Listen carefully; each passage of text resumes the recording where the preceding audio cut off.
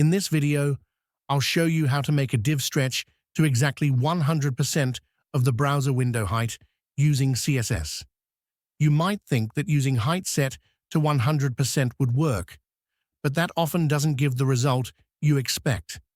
The reason is that 100% height depends on the height of parent elements, which usually aren't explicitly sized. So here's the modern solution. Use height set to 100 viewport height units, or 100 VH for short. Let's look at this example. We have a single div with a class of full height. We apply height of 100 VH, give it a background color, and center the text using Flexbox. When we load the page, the green div fills the entire visible height of the browser window. No more, no less. Now watch what happens when I change it to height 100%.